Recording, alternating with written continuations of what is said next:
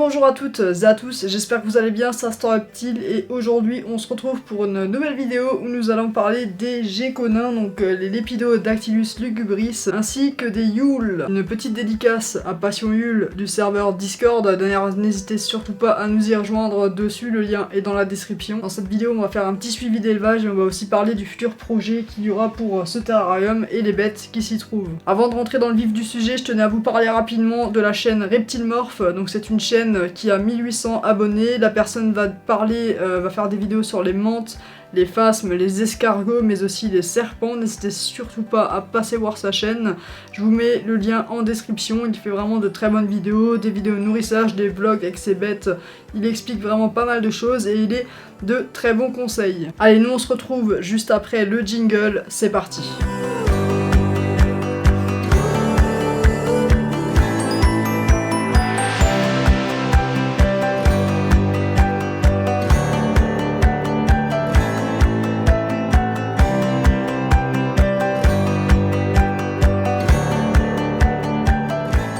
Ça fait plus de 3 mois que je possède les Lepidodactylus lugubris chez moi et comme vous le savez, hein, j'ai eu quelques petites galères avec l'ancien terrarium où elles étaient présentes. Désormais, elles sont dans le terrarium 45-45-60, ça vous le savez déjà, ce n'est plus un secret. Et j'en suis vraiment pas déçu du tout, hein. Ce terrarium est vraiment très bien, très adapté pour les toutes petites espèces de geckos, c'est vraiment super bien. Je ne sais plus si je vous avais parlé de la femelle que m'avait donnée Matt Terrario à l'époque quand j'étais sur Paris. D'ailleurs je l'en remercie énormément, c'est super sympa de sa part, ça m'a vraiment fait plaisir, merci beaucoup. Je l'avais ramenée chez moi dans mes valises et puis du coup maintenant elle se retrouve dans le terrarium avec les 5 Lepidodactylus lugubris subadultes que j'avais acheté récemment. Tout se passe à merveille, elle a pas essayé de manger les autres ou quoi que ce soit, elle se comporte comme n'importe quel autre Lepidodactylus lugubris à l'intérieur, ce qui fait que j'ai 6 spécimens dedans, donc un adulte et 5 autres qui sont quasiment adultes. Concernant le nourrissage de mes Lepidodactylus lugubris, alors je les nourris avec 2 types de repachis différents. Le premier c'est le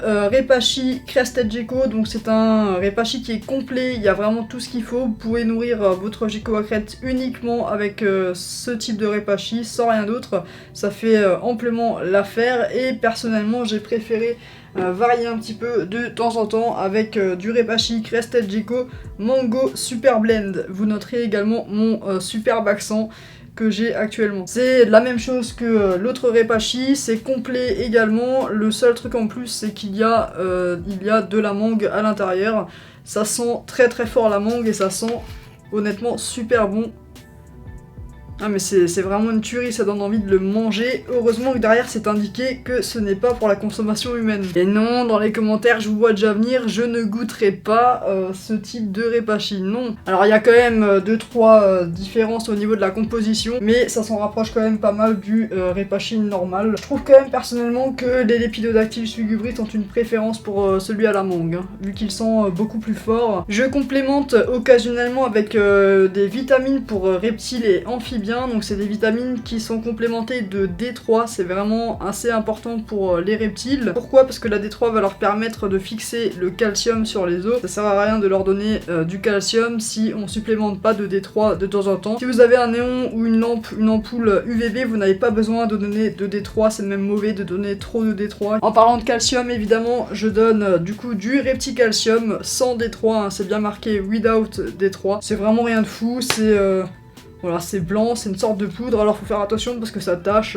La poudre est assez bizarre, on dirait du talc ou du sucre glace, un petit peu la texture. Ça j'en mets dans le repachis de mes geckos à peu près tous les 2 repas. Je suis assez satisfait de ce type de nourriture, alors j'essaye de leur donner régulièrement aussi d'autres types de nourriture, comme par exemple ici des drosophiles, donc je fais mon propre élevage. Ça c'est du coup une mixture que j'ai préparée moi-même, c'est de la pomme, du vinaigre blanc et une espèce de semoule de purée, vous savez les semoules où tu mets de l'eau et c'est tout prêt. Et les Lepidodactylus lugubris adore les drosophiles, elle kiffe vraiment ça, elle se jette dessus, c'est un truc royal. Je donne aussi régulièrement des toutes petites blattes d'Ubia qui sont nées dans mon élevage, que je lâche à l'intérieur du terrarium et que les Lepidodactylus lugubris vont s'empresser d'aller manger et chasser à l'intérieur de celui-ci, c'est vraiment super sympa à observer. Mais les Lepidodactylus lugubris sont quasiment adultes, du coup il y aura certainement bientôt des pontes. Alors j'ai normalement que des femelles étant donné que les mâles sont très rares en élevage, et dans la nature n'en parlons pas parce que les femelles sont parthénogéniques, ce qui veut dire qu'elles n'ont pas besoin de s'accoupler avec un mâle pour pouvoir pondre des œufs viables. Elles s'auto-fécondent en gros et puis elles vont pondre et il y aura des œufs dans lesquels pourront éclore des bébés Lepidodactylus lugubris qui seront également des femelles parce qu'une femelle avec de la parthénogénèse ne peut reproduire que des femelles. Elles ne peuvent faire des mâles que lors d'un accouplement sexué, ce qui explique que les mâles sont extrêmement rares et à mon avis en captivité les prix des mâles doivent être assez élevés. Mais bon, si jamais dans mes abonnés il y a des personnes qui possèdent des mâles en Lepidodactylus lugubris, n'hésitez pas à me contacter, ça pourrait grave m'intéresser. Évidemment on en discutera et tout, on est bien d'accord que tu me feras un prix, hein, n'est-ce pas? Concernant les Archispirostreptus gigas qui vivent actuellement avec les Lepidodactylus lugubris dans le même terrarium, ils se portent vraiment super bien et j'ai remarqué pas mal de comportements assez sympathiques à observer. J'ai vraiment l'impression que c'est une espèce qui est assez grégaire, on va dire, parce qu'ils dorment régulièrement ensemble, donc j'ai un mâle et une femelle, alors qu'il y a plein d'endroits possibles, plein de cachettes différentes dans le terrarium, et qu'ils ont déjà dormi à plein d'endroits différents, donc ce qui prouve que voilà, il n'y a pas juste un seul endroit qu'ils préfèrent et du coup ils y vont ensemble par dépit. C'est assez dingue, donc je sais pas si c'est un comportement grégaire ou si c'est un comportement de couple tout simplement, étant donné que l'un est un mâle et l'autre une femelle, je ne sais pas. J'ai pu observer récemment en plus un accouplement de mes Archispirostreptus gigas, c'était vraiment super, je suis vraiment très content d'avoir pu observer ça, c'est assez rare de pouvoir le voir. Mais oui, parce que la plupart du temps ça se déroule pendant la nuit, les Archispirostreptus gigas sont nocturnes. Enfin nocturnes en attendant, ils sont quand même relativement actifs la journée également. 1 à 2 semaines après l'accouplement, plus ou moins, la femelle a pondu ses œufs. Comment je le sais? Étant donné que les Archispirostreptus gigas vont enterrer leurs œufs et vont les entourer d'une espèce de boulette de substrat pour les protéger. C'est simplement parce qu'en retournant le substrat, tout ça à force, elle a déterré un petit peu un œuf et je l'ai vu. C'est tout blanc en fait, c'est un petit œuf rond, tout petit, tout blanc. La plupart du temps ils vont se trouver en hauteur, ils vont grimper. Ils adorent grimper, ce sont des îles qui grimpent énormément, hein, contrairement à ce qu'on pourrait le croire. Je les retrouve plus souvent à dormir en hauteur dans la noix de coco qui se situe à mi-hauteur du terrarium qu'au niveau du sol ou des cachettes qui s'y trouvent. Si un Archispirostreptus gigas grimpe sur une branche juste à côté du lépido, le lépido ne fera absolument rien, il ne va pas essayer de partir, de s'enfuir ou quoi que ce soit. Donc c'est bien la preuve qu'il n'y a absolument aucun stress chez les animaux par rapport aux deux espèces ensemble. Au niveau de la nourriture pour les iules, j'utilise de la courgette, de la carotte et de la pomme également. Ce sont 3 aliments qu'ils aiment bien.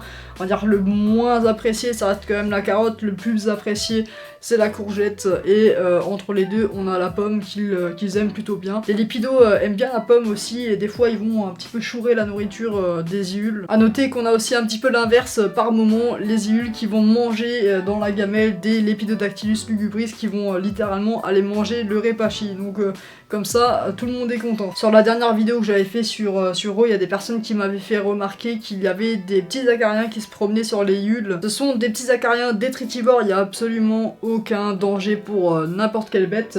C'est des acariens qui vont se promener dans les segments, donc au niveau des pattes, des segments et tout, des iules pour les nettoyer et leur enlever tous les déchets qui pourraient rester collés à eux. C'est une sorte en fait de symbiose, une espèce qui en utilise une autre pour survivre. Bon allez, pour la vidéo, on va aller vous en sortir un petit. Voilà, un des Lepidodactylus lugubris. Alors je sais plus si c'est la femelle ou si c'est le mâle, je sais plus du tout. Et au final, comme je vous expliquais avant, donc là bon, le fait qu'elle soit enroulée et tout, c'est totalement normal, c'est un système défensif.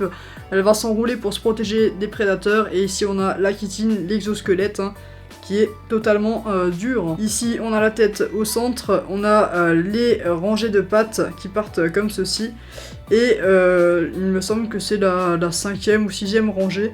On a les organes sexuels, tout simplement. Vous m'aviez proposé des noms dans la dernière vidéo, il faut vraiment que je regarde. Je crois que j'avais en plus choisi déjà leur nom. Il faut vraiment que je jette un œil. Alors faut faire assez attention au niveau de la manipulation, parce que ça a beau être assez agile tout ça, c'est un petit peu bête par moment. Et quand ça a tendance à s'effrayer, ça va se rétracter, s'enrouler, et puis il risque de tomber tout simplement. Donc faut faire très attention à la manipulation. Faut voir que ça s'accroche vraiment très bien. Et c'est quand même relativement grand par rapport à la taille de ma main. Pour la petite info, ce sont les plus grands diplopodes qui existent sur Terre. On va remettre la petite femelle dans le terra.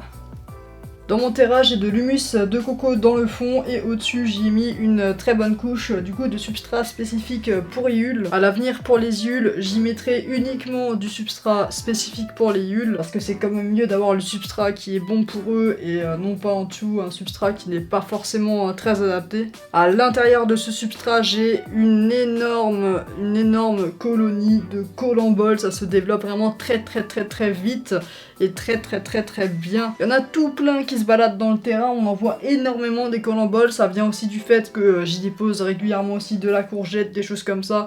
Que le substrat soit fait de matière organique aussi, ça joue énormément. Au niveau des cloportes tropicaux, j'en trouve dans le terrain, mais quand même assez rarement. Il n'y en a pas non plus des centaines à l'intérieur, ou alors ils sont peut-être planqués sous les demi-noix de coco ou sous des cachettes parce que je ne les vois pas forcément.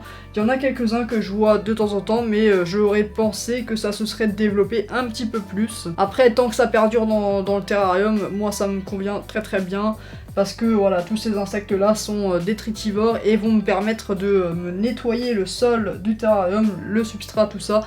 Ce qui fait que je n'ai absolument pas besoin de changer le substrat régulièrement, ou je n'ai pas besoin de ramasser les crottes, etc. Il n'y a vraiment aucun souci. Les colamboles et les cloportes tropicaux vont s'occuper de manger les déjections. Je fais aussi une petite expérience à l'intérieur de ce terrarium, c'est que j'ai rajouté des blattes d'ubia adultes dedans.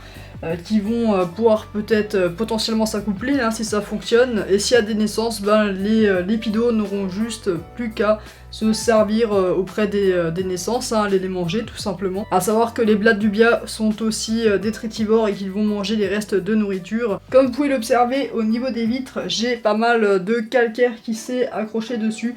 Alors on voit qu'il y a pas mal de traces blanches, c'est bizarre, on sent au toucher qu'il y a une légère couche de calcaire sur les vitres. Ça vient du fait que je pulvérise avec de l'eau du robinet, alors peut-être qu'à l'avenir je passerai sur de l'eau osmosée. Dites-moi ce que vous en pensez en commentaire, j'en ai déjà un petit peu discuté avec certaines personnes sur Discord. Regardez-moi ça là, oh là, c'est tout blanc ici, des petits points blancs, des petits points blancs. Moi ici sur la façade avant, j'avais nettoyé l'intérieur au vinaigre blanc, l'extérieur aussi, tout ça comme d'habitude. Je nettoie mes vitres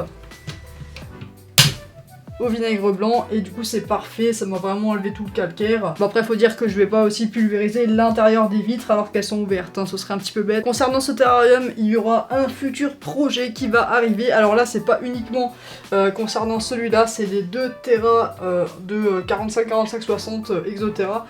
Je vais mettre des vraies plantes à l'intérieur, des vraies plantes avec des racines, des vraies feuilles. J'ai fait l'acquisition récemment de pas mal de broméliacées plus ou moins différentes qui vont aller à l'intérieur de ces terras. Alors pour ça, je vais évidemment changer le substrat, va s'en suivre la plantation de ces plantes. Et ça va me permettre aussi de nettoyer les terras, d'enlever le calcaire, tout ça avant de me lancer à la pulvée à l'eau osmose. Top! Évidemment, je ne peux pas dans l'immédiat changer le substrat, tout enlever, tout virer, tout ça, et remettre les Iules aussi dans le même cas si je fais un terra planté. Pourquoi? Première raison, à l'heure actuelle, les Iules ont pondu. Comme dit dans cette vidéo, je ne peux pas jeter le substrat tant qu'il y a des œufs à l'intérieur. Ce serait un petit peu bête, je vais perdre mes pontes. Je vais attendre d'avoir les naissances, les enlever du terrarium, et puis ensuite je referai entièrement le terra. Remettre les Iules dedans avec les Lepidodactylus lugubris, ça ne va pas être possible. Les Iules ont des tendances à grignoter un petit peu les plantes, et ça me ferait énormément chier qu'elles me bouffent les nouvelles plantes que j'aurais mis à l'intérieur. Mais rassurez-vous, je compte bien garder ces Archispirostreptus gigas, en tout cas mon couple adulte, hein. Si jamais j'ai des naissances et qu'il y a des personnes intéressées, on peut toujours en discuter. Du coup, il y aura un nouveau projet pour les Archispirostreptus gigas. Ils iront dans un autre terrarium que j'ai déjà chez moi, l'ancien terra où devaient aller les Lepidodactylus lugubris. Si vous vous rappelez bien, vous voyez un petit peu lequel c'est. Et il y aura une autre espèce d'insecte qui ira avec, donc ce sera des coléoptères. Voilà, je vous en dis vraiment pas plus pour l'instant, mais si je ne change pas d'avis jusque là, ce sera certainement une espèce de coléoptère assez sympa que j'ai envie d'avoir chez moi. N'hésitez pas à checker tous les liens qui se trouvent en description, la chaîne YouTube de Reptilemorph, n'hésitez surtout pas aussi à lui laisser un petit hashtag IRTeam dans les commentaires d'une de ses vidéos. Comme ça, je pourrais voir un petit peu ceux qui sont passés voir sa chaîne grâce à ma vidéo, ça pourrait faire grave plaisir. Et en même temps, entre nous, si on peut le troll un petit peu, ce serait vraiment sympa. Si la vidéo vous a plu, évidemment, n'hésitez pas à lâcher aussi le petit pouce bleu qui va bien, qui fait toujours plaisir. Le petit partage, hein, c'est très important de partager les vidéos. Ceux qui le font, je vous en remercie énormément. Et n'hésitez pas à lâcher un joli commentaire sur ce que vous en avez pensé par rapport à cette vidéo, sur l'eau osmosée, etc. etc. Sur ce, c'était Instant Reptile. Surtout n'oubliez pas, avec Instant Reptile, détendez-vous un instant. Salut!